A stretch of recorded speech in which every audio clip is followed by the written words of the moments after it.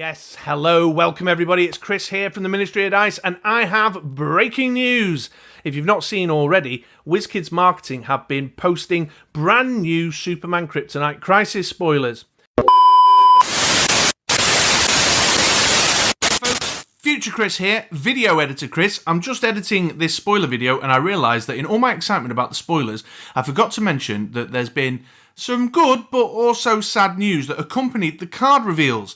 Wizkids announced a new schedule for the upcoming releases. We will now see Superman Kryptonite Crisis next in Q1 of 2022.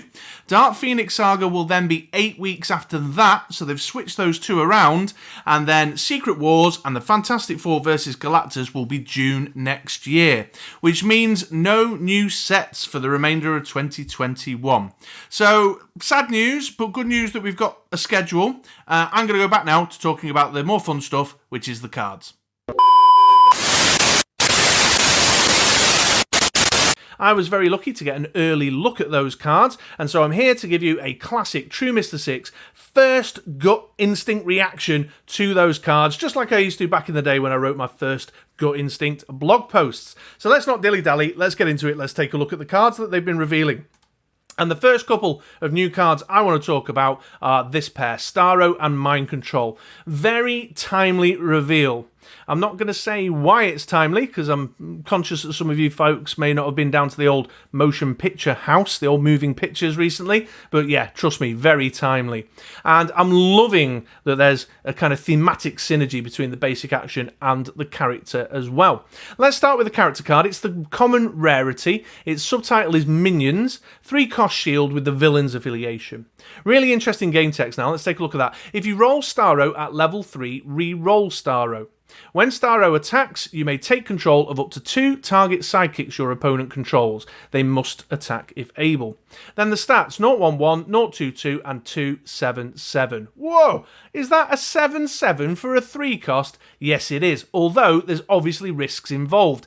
If you roll it at level 3, you have to re-roll it, which means you can only ever really get Starro out into the field at level 1 and level 2.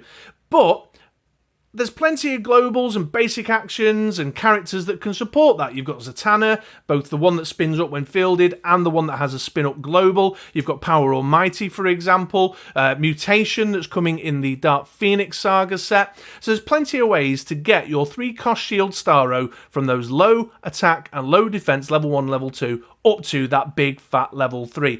Definitely something worth thinking about. Will it be competitive? I don't know, but it's going to be fun playing around and trying to find out. A 3-cost 7/7. Amazing. Also, we've obviously not seen a lot of the cards in the set yet, but in the draft context, which is what, Superman Kryptonite Crisis is sold in draft packs, it's designed for drafting, there may well be more stuff available to really help that out, and it could be a really horrifying prospect in a draft. The game text as well, you may take control of up to 2 target sidekicks your opponent controls. They must attack.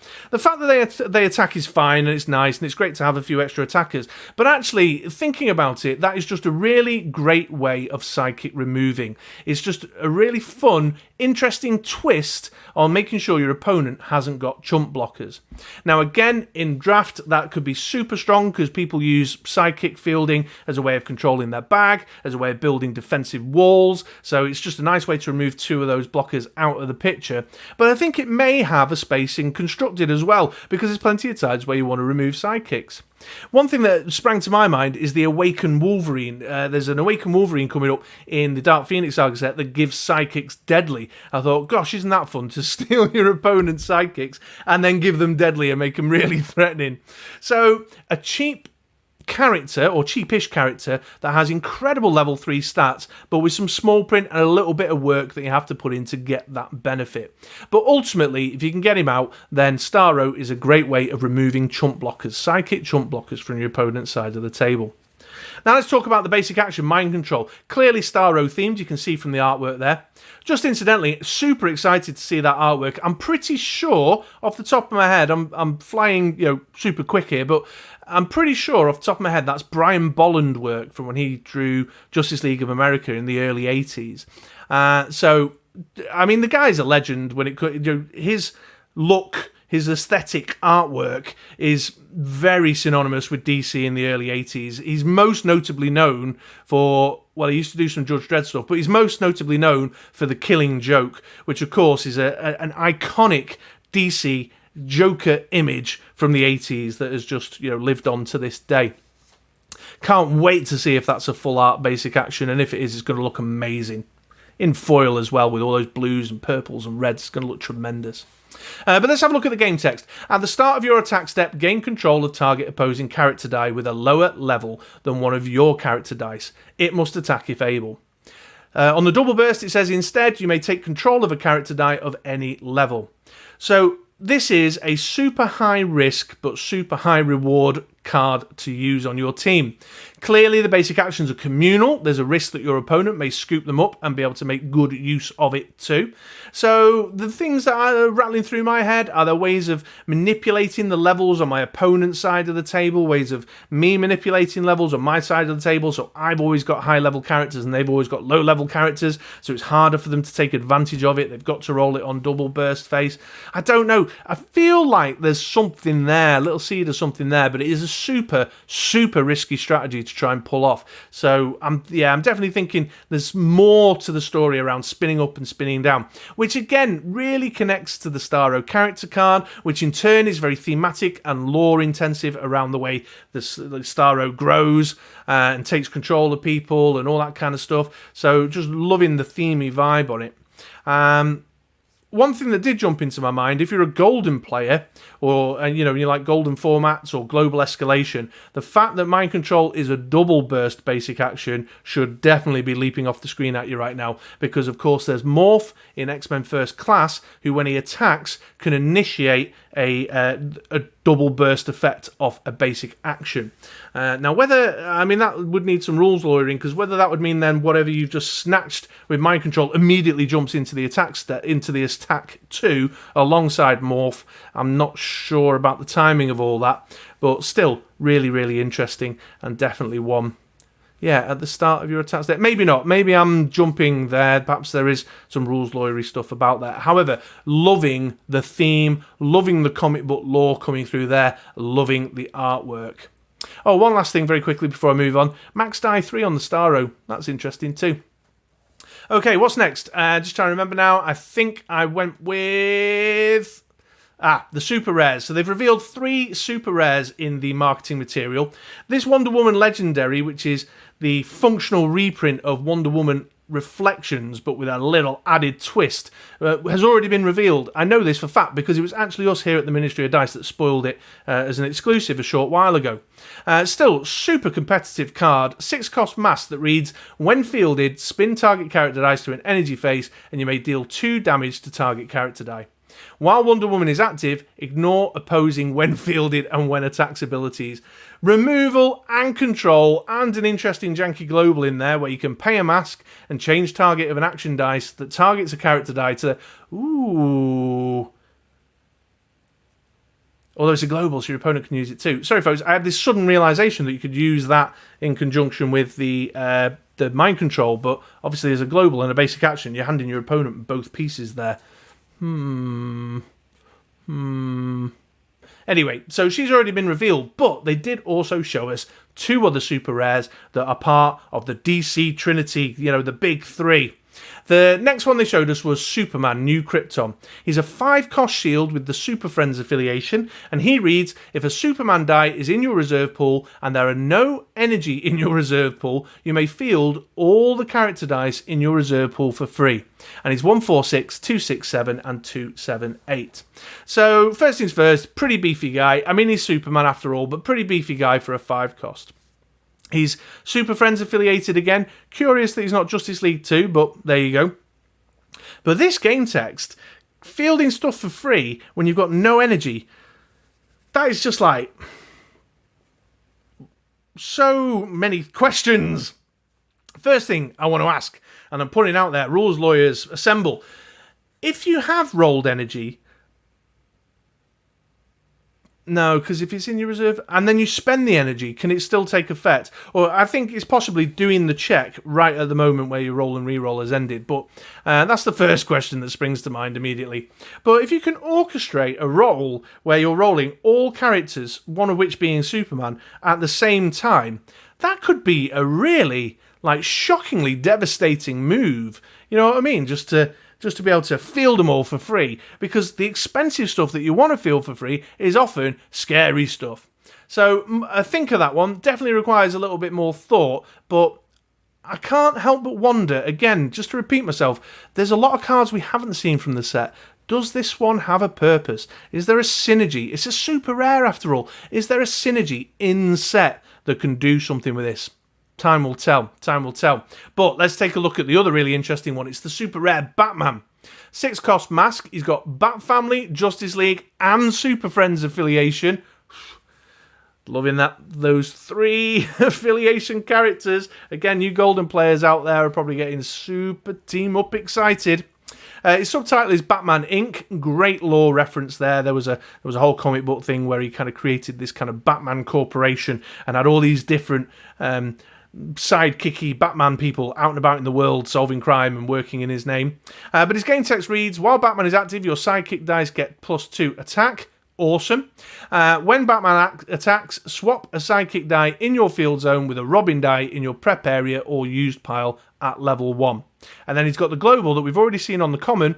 Pay 2 masks. Each player may field 2 sidekick dice from their used pile. Holy moly jawilligers. So we've got a guy who can make sidekicks more threatening in the attack stat, get him the +2, and then can swap those sidekicks out for Robins at a whim. Crazy. How crazy is that? Now, I've seen a couple of Robins. I don't know how exciting they are in this particular set, but there's certainly past Robins that you go, oh yeah, I'll have one of them in exchange for a sidekick for sure.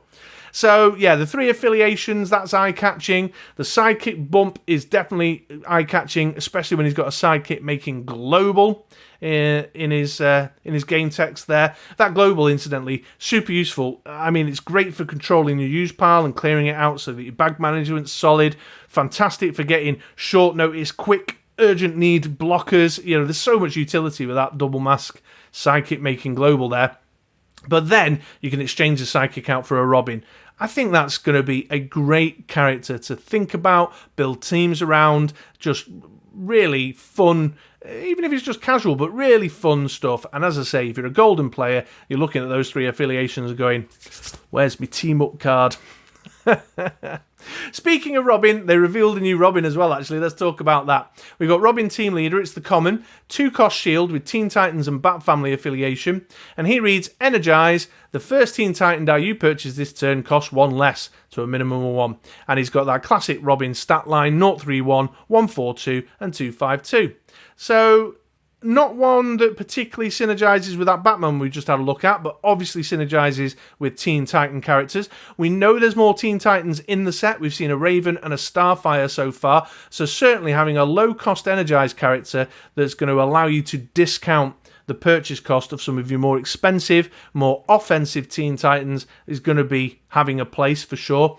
Definitely in Golden, when you're using single affiliation formats and you want to get your Control Raven out and you want to start buying some of your Starfires and your bigger, beefier, I was thinking Hawk and Dove, one of their challenges has always been that they're quite expensive.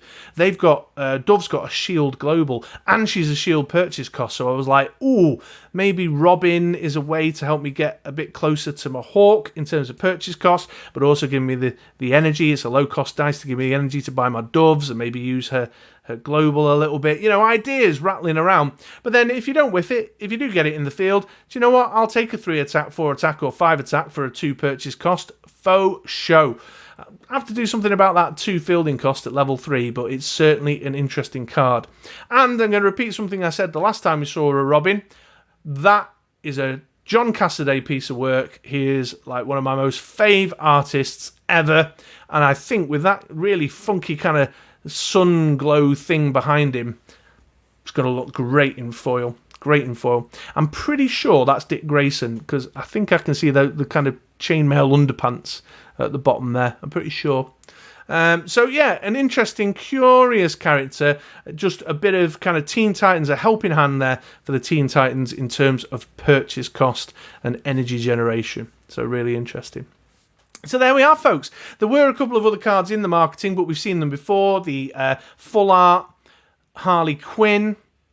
Ooh, that's just made me think. I've been going on about, I mentioned before about full art basic actions, but there might not be full art basic actions in the set.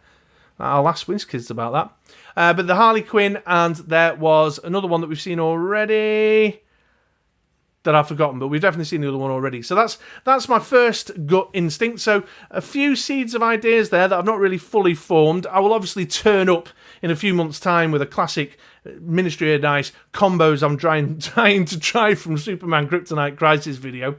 I'll make sure that those cards are on the BritRoller 6 unreleased set spoilers galleries. So if you're not aware of that, head on over to www.britroller6.com. In the header bar, we've got a button that's called unreleased set spoilers, and you'll find our spoiler galleries in there, one of which is the Kryptonite Crisis stuff. So I'll drop the cards in there. And if you've enjoyed what you've seen today, please take a moment to give me a thumbs up. It's just a quick click for you, but it means a lot to me. And if you're not already subscribed, I really appreciate you subscribing. All right, folks, well, I'll wrap that up there then. I've been Chris, otherwise known as the True Mr. 6, and I'll catch you on a blog post, on a podcast, or over here, around these parts, on YouTube sometime soon. Thanks for watching.